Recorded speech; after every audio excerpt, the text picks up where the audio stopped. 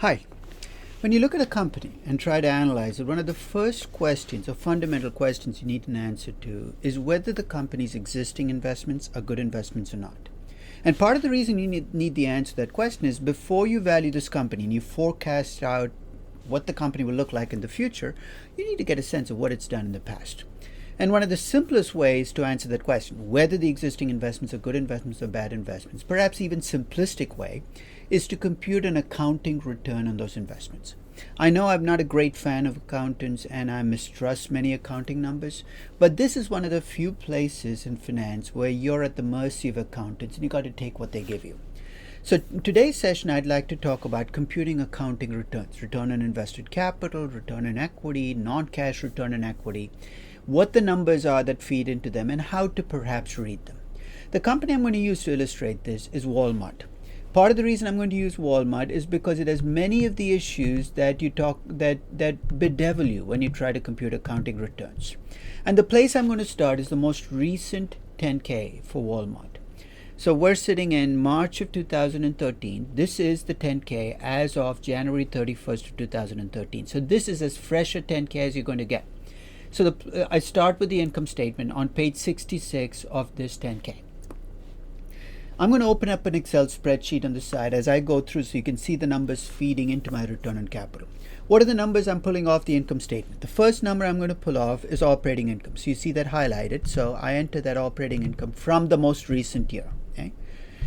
The next number I look at is actually the taxable income. So basically the taxable income is listed right in the same income statement. You can see that listed right there. So I put the taxable income. Then I ask you for taxes, and if you look at Walmart, they're pretty good. They actually specify what their accrual taxes are going to be, $7,981 million. I enter that as my taxes paid. I'm actually going to compute the effective tax rate for Walmart by taking the taxes paid divided by taxable income. Those both come off the accrual income statement. So that's the effective tax rate. Now I could have cheated and looked up the effective tax rate, which is reported elsewhere by Walmart in the 10K. I actually prefer to do it this way, where I take the taxes paid and divide by taxable income in the income statement because it gives me a little more control over the process. I also look up the net income, which is right at the bottom here, $16,999. I'm almost home. There are two other numbers that I'd like to know. In the case of Walmart, they made my life easy for me. One is the interest income that the company made on its cash and marketable securities. See the minus 187 there? That's $187 million in income.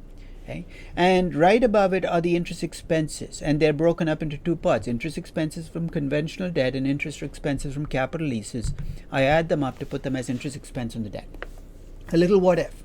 What if your company does not report interest income from cash on its income statement? Many companies don't. If you can find it elsewhere in the 10K or annual report, go for it. If you cannot find it, estimate it. And here's how I'd estimate it. Take the cash balance, multiply it by whatever the short-term riskless or government rate is right now. So in the US, that's going to be 0.1, 0.2%. Get the income, throw that in there, move on. Don't get stuck just because you cannot find the interest income on cash. Worst comes to worst, enter zero. The process will still go through. So those are all the numbers I need from the income statement. Let me move on to the balance sheet. In the balance sheet, the first thing I'm going to emphasize is it's not this year's balance sheet I'm going to focus on, it's last year's balance sheet. Let me try to explain why I'm going to do this. When I try to compute the return on invested capital that Walmart made during 2012, I'm going to argue that they could not have made money on capital they invested towards the end of 2012. A store you open on December 27th of 2012 is not going to pay off in 2012. So to be fair to Walmart, I'm going to go back and look at the capital they'd invested at the start of the year. There are variations. Some people use the average capital over the year. I actually try to keep it simple. I just go back to the previous year. So in this case, I'm going to go back to the January 2012 numbers, which is luckily from in the same 10K, and pull those numbers. What are the numbers I need? I start on the asset side of the balance sheet. I need cash. That's easy. Cash and equivalents, $6,550. I'm going to put that in as my first number. I also would like to know how much the company reported as goodwill, which of course is the debris from accounting, but from accounting from acquisitions, the goodwill is $20,651. Then I'm going to ask you a question that for the moment might seem mysterious. If it seems mysterious, skip it. I said, do you have R&D expenses that you want me to capitalize? A little later in this process, maybe in the valuation class, we will talk about why R&D has to be capitalized. Why with technology companies and pharmaceutical companies, ignoring it will give you too low an invested capital. But if you're not sure what you're doing, just enter no and move on. If you have R&D expenses to be capitalized and you enter yes, you'll see if you go down the worksheets at the bottom of the spreadsheet, there is an R&D converter built into the spreadsheet that allows you to convert R&D expenses into capital. But as I said, if you're not sure what you're doing, just enter no there and move on. The next set of items that I'm going to ask for come from the liability side of the balance sheet. So let me move to the liability side of the balance sheet. I need to know how much you have in short-term interest-bearing debt. Now, that's usually going to be under current liabilities, but not all items under current liabilities will qualify as short-term debt. In fact, in the case of Walmart, there are 3 items I'm going to treat as short-term debt. One is short-term borrowings, obviously. The second is long-term debt due within a year. And the third is capital leases due within a year. So you add those 3 numbers up, you come up with a short-term debt number for Walmart. For the long-term debt, I'm going to count 2 items. One is the conventional long-term debt and the other is long-term lease obligations, capital lease obligations. You add those 2 numbers up, I have long-term interest-bearing debt. Then I ask you for shareholders' equity. And there are a bunch of numbers here, and you might wonder which one I'm asking for. If you look at Walmart, they report a shareholders' equity for the company of $71,315, and then they report a minority interest of $4,446 million. So I'm going to separate the 2 because I think that those should both be factored into shareholders' equity, but those are the 2 numbers that you see as shareholders' equity. Here again, I give you a chance to kind of clean up the outstanding debt, especially if you have lease commitments outstanding. If you have lease commitments outstanding and you enter yes here, there are 2 lease worksheets I'm going to ask you to fill out. I know it sounds like a pain in the neck, but I'll explain why. One is a lease converter worksheet for the current year, and you can pull the numbers. It's on page 92 of this same 10K. You can see the numbers pull up. So basically, those are the numbers reflecting what the commitments are in the most recent 10K and the current and the most recent year's lease payment. So you're going to enter that. I'm also going to ask for the lease commitments from the previous year, which is a bit of a pain in the neck because you have to go back to the previous year's 10K, which I did. And the previous year's 10K on page 76 of the 10K. On page 76 of the 10K, you're going to see the lease commitments from the previous year. So I'm going to enter the lease commitments from last year, 2,400, and you can see the numbers match up. So if you have lease commitments, make sure you fill out both worksheets. You're saying, what if I don't have last year's 10K? Then don't worry about it. Just enter the current year's numbers for both worksheets. It's going to be close enough. Then I ask you, is there a pre-tax cost of debt? And if you either have a rating, you can enter that, the cost of debt corresponding to the rating. Or if you don't have a rating, you can compute a synthetic rating. And we talked about that a couple of weeks ago, and enter the pre-tax cost of debt based on that. We're almost home, so we've got the pre-tax cost of debt. Then I ask you 3 questions to allow me to finesse the invested capital and return on capital. First, I ask you what tax rate you want me to use to compute your after-tax return on capital. Remember that you entered the taxes due and the taxable income. Based on that, I compute an effective tax rate of 31.01% for Walmart. Now, normally when you compute after-tax return on capital, you tend to use the effective tax rate. But that might sometimes overstate your return on invested capital, especially if you feel your tax rate is going to bounce back up to some higher level. So I give you a chance to fix that if need be. If you feel, for instance, that the current effective tax rate is not the right tax rate to use going forward, you can enter no here and enter whatever you think the tax rate will be on future income. Then I ask you about goodwill. Right?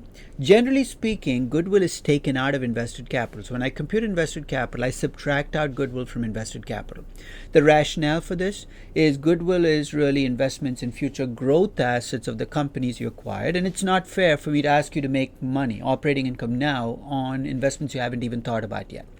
That's the logic, but let's face it, goodwill also includes overpayment for companies. So if you overpay for a company, it's in there. So the argument can be made that ignoring all of goodwill might be too dangerous and that some of the goodwill should be left in invested capital. Again, the default assumption here is don't mess with this, just leave it as is. Okay. So, but if you say no to this assumption, you want to change the assumption, then tell me what percentage of the goodwill you want to leave in invested capital. So if you say 10%, I will leave. So in this case, we'll say 100%, I'll leave the entire goodwill in invested capital, make it a much larger number. I'm actually going to leave this at yes because unless I have a serious reason to worry about goodwill, it's best to net it out of invested capital. Then I ask you about cash. The traditional practice again is you take cash out of invested capital. Use net debt when you compute invested capital. Here again, you might disagree. If you have a company which needs cash for operations, you might feel that some of the cash, not all of it maybe, but some of it should be left in invested capital. Here again, if you want to change the assumption, you have to enter no here and if you enter no, tell me what percentage of that cash you want to leave in the invested capital. So if you say 20%, I'll take 20% of your cash balance and leave it in invested capital. That's pretty much it. Those are the inputs. Let me take you through the output part of the process. Let me start with the lease converters. First thing I do with the lease commitments is I compute the present value of lease commitments. So there are the present value of lease commitments, and I do that for both last year and this year. Okay, keep track of that present value because that's now going to show up as part of debt when I do invested capital. I also compute the adjustment I will need to make to operating income. You're saying, what are you talking about? Well, if I decide to treat leases as debt, then I shouldn't be subtracting it out to get to operating income, right? So I should be adding back the lease expense. But there's a catch. If I capitalize leases, I'm also going to get an asset that I'm going to depreciate. So here's what's going to happen. I'm going to add back the lease expense. So for the most recent year, for instance, I'd add back the $2.6 billion in lease expense to my operating income because I should never have subtracted it out. But based on the present value of my leases and the life of the lease commitments, I come up with a depreciation of $1.3 billion that I will be subtracting out. So let me cut to the chase and take you through the accounting return calculator. I'm going to compute three measures of accounting return: a return on invested capital, a return on equity, and a non-cash return on equity. Let's start with the return on invested capital. I start with your stated operating income. If you have leases, I do the adjustment I just talked about using the most recent year's numbers. That's why I need the lease commitments for both years. Is the adjustment to the current year's operating income is going to be based on the lease commitments for the current year. So I'm going to add back the lease expense, subtract out the depreciation. If you have R&D expenses, as I said, I will adjust for that as well. In this case, Walmart obviously doesn't do much R&D, so it's not a big deal. So I add back the adjustment for the lease expenses. I now have a new adjusted operating income. Then I pick the tax rate. And if you decided to change to a marginal tax rate, here's the place you'd notice it. In this case, I've decided to stay with the effective tax rate of 31.01%, which is the current effective tax rate, to come up with an after-tax operating income.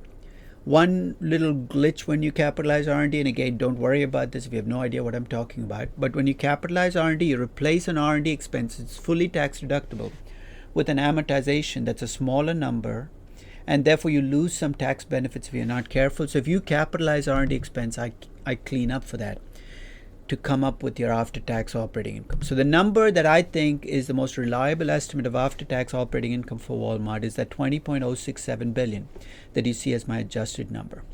Now, to get the invested capital, I start with the book value of interest-bearing debt that includes both short-term debt and long-term debt. I add the book value of equity. That includes that's basically the most that's the book value. So both the debt and the equity are coming from the end of the most from 1 year prior. I add back minority interest. Why do I do this? Because if I'm looking at operating income, that operating income reflects 100%, because there's consolidation, reflects 100% of the income of a subsidiary. So the minority interest in that subsidiary should be added in to get a more consistent measure of the equity invested in both companies put together. It's a little detail, but it can make a difference in your return on capital. Then I subtract out goodwill, subtract out cash, the conventional adjustments to come up with invested capital. Then I do some adjustments. If you capitalize leases, I look at the present value of your lease commitments, but here's why I needed last year's numbers. Because these are all as of last year, I have to do the present value of lease commitments from the most recent year. That's why I said if you don't have the most recent year, or sorry, from the previous year, the lease commitments from the previous year. If you don't have the previous year, just go with the most recent year. So that's a 14,134. If you'd capitalize R&D, you'd have seen an add on here to reflect the capitalized R&D. And then remember those two options I gave you to either add back goodwill or cash. In the case of Walmart, I decided not to use either option, but if you'd said I want to keep the the goodwill in the invested capital and some of the cash in the invested capital, here's where you'd have seen the difference. And the total invested capital that you see there of 116.121 billion is my estimate of what I think has been invested by Walmart in its existing investments. Let's back up though. Based on these numbers, here's what it looks like Walmart has done. It's got about $116 billion invested in its existing assets.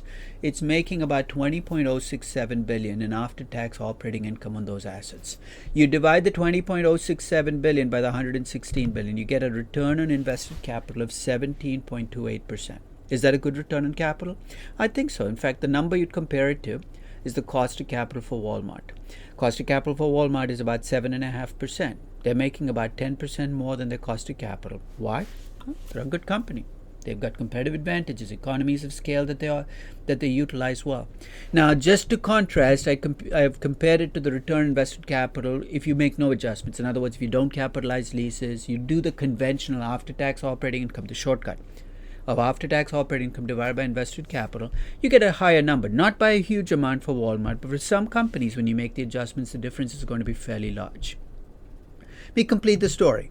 It's not just return on capital I want to talk about. I also want to talk about return on equity. To get to return on equity, I'm going to start with the stated net income, the $16,999. If I had R&D expenses, I'd be adjusting the net income.